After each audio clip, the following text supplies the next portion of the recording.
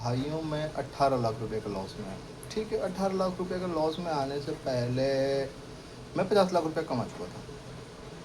ये बात है 2022 में। 2022 के स्टार्टिंग लास्ट में मैं 50 लाख रुपए का आदमी था और मेरे पास गाड़ी सब कुछ मैंने बना लिया। एक अच्छी ज़िंदगी, रॉयल ज़िंदगी जीने लगा।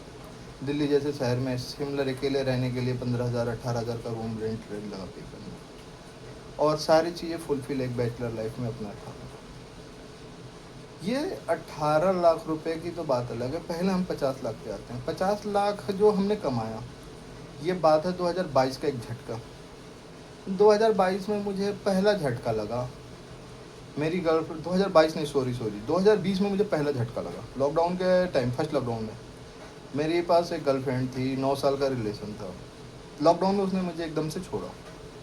खैर, उसका छोड़ने से मुझे कोई प्रभाव नहीं पड़ा, और इतना प्रभाव पड़ा कि मैं एकदम टूट गया। तकरीबन तकरीबन मैं 4 से 6 महीने मुझे समझ में ही नहीं आता था, मैं माइनर जो है डिप्रेशन में चला गया।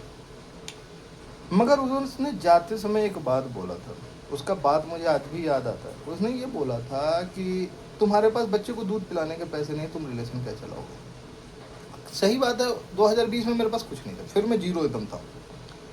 वो जॉब करती थी, थोड़े बहुत खर्चे दे देती थी, उसी से जीना काटना हो जाता था अपना। फिर वो 2020 में जब छोड़ के गई तो एक झटका लगा। ऑलमोस्ट 2021 के मैं स्टार्टिंग में काम स्टार्ट किया दोबारा इंटीरियर का, और बहुत ज़ोरों शोर से मैंने उस काम को किया। करते कराते मैंने 22 में जो है मैं टोटल 50 लाख रुपए का आदमी हो गया। 22 में मैं गाड़ी निकाला। गाड़ी निकालने के बाद यहाँ से ज़िंदगी का डाउनफॉल स्टार्ट होता है मेरा। उस समय एक बात मैंने कसम खा ली थी कि ज़िंदगी में सब कुछ कर लूँगा 2020 में, कि लड़की नहीं आने दूँगा अपनी लाइफ में, चाहे सूरज चाँद किधर से किधर हो जाए, मैं लड़की नहीं आने दूँगा। खैर, मैंने उस चीज़ को आगे रिपीट करूँगा कि फिर उसके आगे मैंने कौन सी बड़ी गलती कर दी जिसकी वजह से मैं यहाँ तक फिर आ गया। तो उसके बाद 2018 के 2020 के बाद मैं अलीगढ़ में फिर से मैं काम करने चला गया। जल निगम को बहुत बड़ा टेंडर उठा लिया। अलीगढ़ मुझे कभी सूट नहीं किया। अलीगढ़ मेरे लिए सबसे बुरा शहर माना जाता है। मैं अपने दिल से अगर कहूँ तो किसी को मैं सजेस्ट नहीं करता हूँ कि उस शहर में जाऊँ। मैं वहाँ गया और मैंने तकरीबन तकरीबन अपने 48 लाख रुपए का लॉस किया, और फैमिली से भी 3 लाख रुपए का कर्जा ले लिया। यहाँ से मेरा 3 लाख का पहला कर्जा चढ़ा। वहाँ से मैं निकला 2024 में अलीगढ़ से, 23 में निकला अलीगढ़ से, 23 में निकला, और 23 में निकल के मैं इधर उधर भटकता रहा, कहाँ से ज़िंदगी स्टार्ट करे कुछ नहीं समझ में। 23 में फिर एक लड़की मिली। 23 में ही एक और बड़ी ट्रेजेडी मेरे साथ हुई। मेरा एक दोस्त ट्रेडिंग करता था और उसने मुझे ट्रेडिंग दिखाया कि ये ट्रेडिंग होता है, तुम्हारे बस में नहीं, ये तुम नहीं कर पाओगे। मुझे ईगो बहुत है, और ख़ास तौर से इस बात का तो ज़रूर ईगो है कि ये कोई कह दे कि तुमसे नहीं हो पाएगा, वो चीज़ मैं ज़रूर करता हूँ और मैं करके रहता हूँ। हर चीज़ पाने की चाहत है, और हारा नहीं हूँ, हार पसंद नहीं है। या तो सीख लेता हूँ उस हार से, या तो हारता नहीं हूँ, हार नहीं मानता। मगर अब हार मानना सीख गया कि नहीं, हार गया हूँ या इस चीज़ को मैं हारा। और आप उस चीज़ में तो कभी भी हार जाओगे जिस चीज़ में दो लोग हों।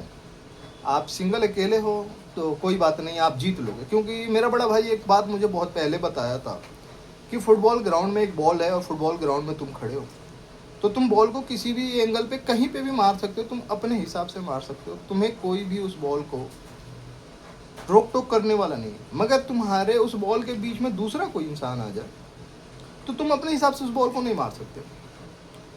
तो यहाँ तक मैं सब कुछ चला। उस दोस्त ने मुझे ट्रेडिंग बताया। मैंने पहला फंड डाला 15,000 रुपये का एंजल वन में, और मैंने लॉस कर दिया एक दिन में।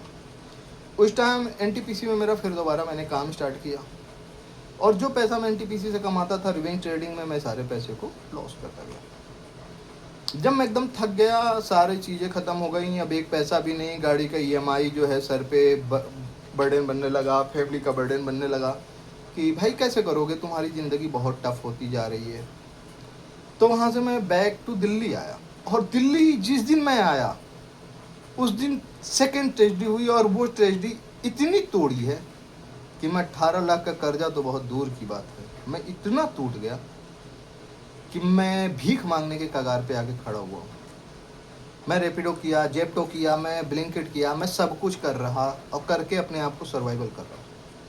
आगे की कहानी में अगले पार्ट में बताऊंगा, आप सुनना बहुत इंटरेस्टेड होगा। और इससे भी मैं बैक जाके बताऊंगा अपनी ज़िंदगी को कि मेरी ज़िंदगी का रियल डाउनफॉल और मिडिल क्लास के फैमिली में क्या क्या दिक्कत आता है, उस दिक्कत को वो लोग कैसे सर्वाइव करते हैं और कैसे हम करेंगे और कैसे हम लोगों को आगे करना चाहिए। मैं ज़रूर बताऊंगा मेरे भाई, इस बात को ज़रूर सुनना और चैनल को सब्सक्राइब करना। बहुत लंबी कहानी है और आगे मुझे ट्रेडिंग में जितना नॉलेज है मैं अपना जो है एक एक वो ज़रूर डालूंगा अपना सेटअप, और आपको भी उस पर काम करने का मौका बताऊंगा कि कैसे काम किया जाएगा और कैसे पैसे को अर्निंग किया जाएगा। और ट्रेडिंग ही एक लास्ट ऑप्शन है कि जो पैसा बना के देगा। बट आपके लाइफ में लड़की नहीं होनी चाहिए, बर्डन नहीं होनी चाहिए, कोई कर्जा नहीं होना चाहिए, सिंगल अकेला कि मैं मरूं या मैं जीऊं, मैं जिंदा हूं तो मेरे माँ बाप हैं, मेरे भाई बहन है, मेरे फैमिली है, मैं मर गया कोई नहीं है तो सिर्फ मैं। अगर आप ये चीज़ अपने ज़िंदगी में ला दिए हो, आप कामयाब हो।